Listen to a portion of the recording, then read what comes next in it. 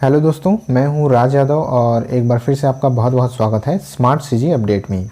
दोस्तों, एक बार फिर से आपके सामने हाजिर हूं एक बहुत ही शानदार अपडेट के साथ। जी हां दोस्तों, 720 पदों के लिए लगभग यहां पर भर्तियां आ चुकी हैं। पूरी जानकारी इस वीडियो में मिलेगी आपको। पूरी योग्यता क्या रहने वाली है, आयु क्या रहने वाली है, पूरी भर्ती प्रक्रिया किस तरह से होगी, पूरी जानकारी इस वीडियो में मिलेगी। जी हाँ, 10th पास और 12th पास दोनों के लिए यहाँ पर बहुत ही शानदार मौका है, तो बने रहिएगा वीडियो पर। अगर आप 10th-12th पास हैं तो ये वीडियो आपके लिए है। ठीक है, काफ़ी जो है बम्पर भर्तियाँ यहाँ पर आई हुई हैं। पूरी जानकारी के लिए बने रहिएगा वीडियो पर। चैनल पर नए हैं तो चैनल को जल्दी से सब्सक्राइब जरूर कर लीजिएगा, क्योंकि इस चैनल पर आप लोगों के काम के वीडियोस रेगुलर बेसिस पर अपलोड होते रहते हैं। तो चलिए दोस्तों, आज के इस वीडियो को स्टार्ट करते हैं। तो दोस्तों, जैसा कि आपको स्क्रीन पर शो हो रहा होगा, ये जो वैकेंसी है राष्ट्रीय स्वास्थ्य मिशन छत्तीसगढ़ से है। और यहाँ पर जो है बहुत ही शानदार वैकेंसी, सभी जो है बहुत सारे ज़िलों के लिए, लगभग 16 ज़िलों के लिए ये वैकेंसी आई हुई है। ठीक है, तो अलग अलग ज़िलों से ये वैकेंसी है। कुल मिलाकर के यहाँ पर आप देख सकते हैं पूरी वैकेंसी की चार्ट यहाँ पर दी हुई है, और कि कौन कौन से ज़िले में कितनी कितनी वैकेंसीज हैं पूरी यहाँ पर दी गई है। सबसे बड़ी बात यह है कि यहाँ पर क्लास 4 के लिए भी वैकेंसी है, यानी चतुर्थ श्रेणी के लिए वैकेंसी है। तो हर कोई इसके लिए वैकेंसी भर सकता है जो भी 10th पास है। ठीक है, तो इसके लिए सिर्फ 10th पास मांगा गया है। तो 10th पास वालों के लिए बहुत ही अच्छा मौका है और इस वैकेंसी को कोई भी फिल कर सकता है। ठीक है, तो यहाँ पर कौन कौन सी वैकेंसी आप देख सकते हैं। यहाँ पर स्टाफ नर्स की वैकेंसी है, MPW जूनियर, यहाँ पर आप देख सकते हैं जूनियर सेक्रेटरीट असिस्टेंट के लिए यहाँ पर वैकेंसी है, और चतुर्थ श्रेणी के लिए यहाँ पर वैकेंसी है। तो अलग अलग ज़िलों में अलग अलग रिक्वायरमेंट है। ठीक है, अलग अलग आप देख लीजिएगा वीडियो को पॉज करके, कौन कौन से ज़िले में किन पदों के लिए कितने कितने पोस्ट हैं। तो कुल मिलाकर यहाँ पर आप कह सकते हैं कि 720 से भी ज़्यादा पोस्ट यहाँ पर आपको देखने को मिलेंगे। ठीक है, तो बहुत सारी वैकेंसीज हैं यहाँ पर। चलिए आगे बढ़ते हैं और देखते हैं कि क्या क्या यहाँ पर नियम रखे गए हैं। यहाँ ये दिया गया है कि यह नियुक्तियाँ 15वें वित्त आयोग के अधीन होगी, अतः समस्त कर्मचारी 15वें वित्त आयोग के होंगे। ठीक है, यहाँ पर आरक्षण रोस्टर का पालन किया गया है। यह नियुक्ति संविदा आधार पर जो है 1 वित्तीय वर्ष के लिए होगी, जो कि पूर्णतः अस्थायी होगी। नियुक्त कर्मचारी का प्रतिवर्ष कार्य मूल्यांकन किया जाएगा और वार्षिक मूल्यांकन संतोषजनक पाए जाने की स्थिति में संविदा सेवा अवधि में वृद्धि की जाएगी। यानी कि ये जो है संविदा वैकेंसी तो है, लेकिन अगर आपका काम जो है संतोषजनक पाया जाता है तो आपकी जो संविदा में वृद्धि कर दी जाएगी। 1 साल का ये संविदा नियुक्ति होगा और उसके बाद फिर से 1-1 साल कर करके आपकी संविदा बढ़ा दी जाएगी अगर आपकी संतोषजनक कार्य पद्धति पाई जाती है। इस तरह से यह नियुक्तियां वार्षिक कार्य मूल्यांकन के आधार पर अधिकतम 5 वर्ष के लिए होंगी, यानी 5 वर्ष के बाद आपको हटाया भी जा सकता है। इसका ख्याल रखिएगा। भर्ती जिला स्तर पर गठित जिला स्वास्थ्य समिति के माध्यम से किया जाएगा। ठीक है, तो जो है जिला स्वास्थ्य समिति के माध्यम से इसकी भर्ती की जाएगी, और भर्ती के उपरांत अभ्यर्थियों को मानदेय जो है भुगतान 15वें वित्त आयोग के हिसाब से होगा। इस तरह से इसमें ये सभी चीज़ें बताई गई हैं। आगे बढ़ते हैं और देखते हैं जो और भी ज़रूरी चीज़ें हैं वो कुछ इस प्रकार की हैं कि यहाँ पर क्वालिफिकेशन आप देख सकते हैं। स्टाफ नर्स के लिए सबसे पहले तो BSc nursing, post basic BSc nursing या फिर जनरल नर्सिंग एंड ये जो है GNM मांगा गया है। कुल मिलाकर के आप कह सकते हैं with CG nursing council registration. ठीक है, ये सबसे ज़्यादा इंपॉर्टेंट है। CG नर्सिंग काउंसिल रजिस्ट्रेशन आपका होना अनिवार्य है, तभी आप इसके लिए जो है एलिजिबल होंगे।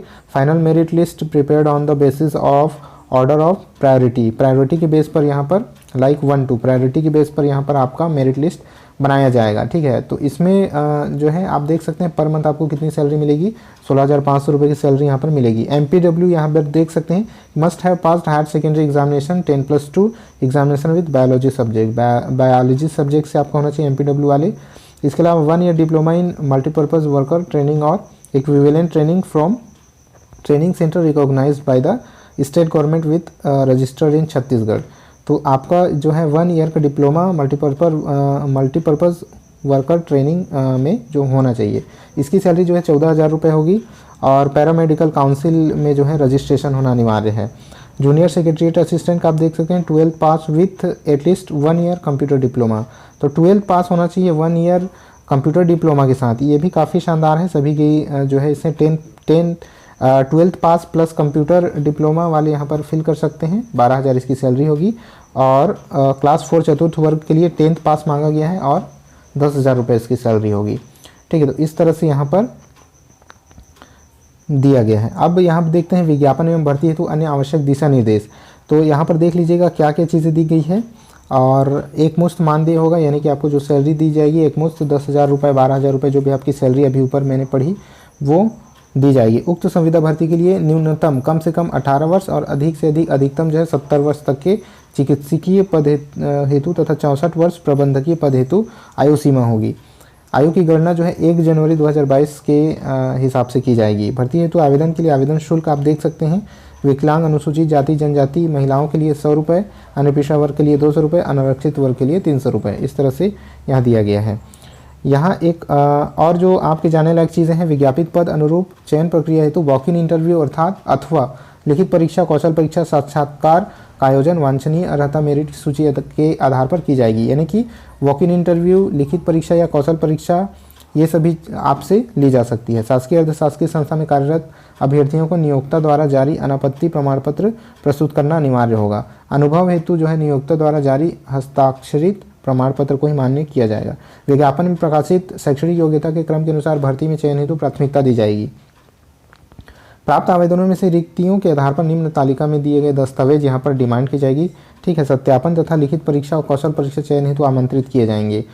ठीक है, तो यहाँ टेबल में जो दिए गए हैं कि कुल विज्ञापित पदों की संख्या 1 से 10। ठीक है, विज्ञापित पदों की संख्या जो 1 से 10 है।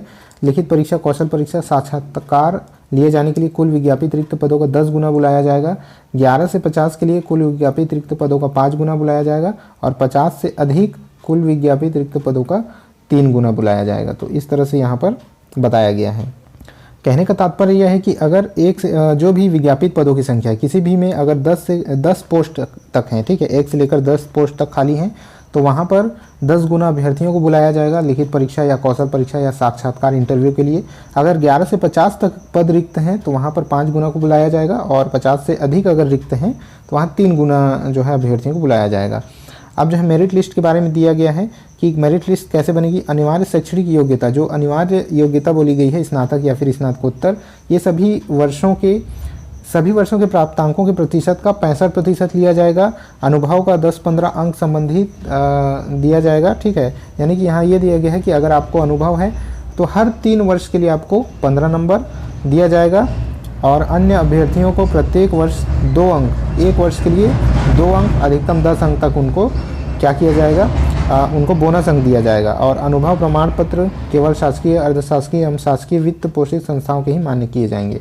तो इस तरह से यहाँ भर्ती प्रक्रिया के बारे में दिया गया है। अंतिम फाइनल जो मेरिट लिस्ट है उसके बारे में यहाँ बताया गया है कि पात्र अभ्यर्थियों का चयन शैक्षणिक योग्यता, अनुभव, लिखित परीक्षा या कंप्यूटर बेस्ड कौशल परीक्षा या साक्षात्कार के अंकों को जोड़कर किया जाएगा। तो फाइनल मेरिट लिस्ट कब बनेगी, जब आपको बुलाया जाएगा। उसके बाद आपका सबसे पहले तो आपके डॉक्यूमेंट से आपको नंबर दिए जाएंगे, उसके बाद आपका इंटरव्यू होगा या फिर कौशल परीक्षा ली जाएगी, उसके बाद आपका फाइनल मेरिट लिस्ट बनेगा।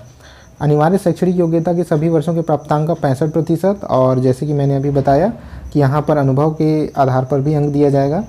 अनुभव प्रमाण पत्र जो है शासकीय वित्त पोषित संस्था या फिर अर्धशासकीय और केवल शासकीय से ही माने जाएंगे। कौशल परीक्षा 20 अंक का होगा।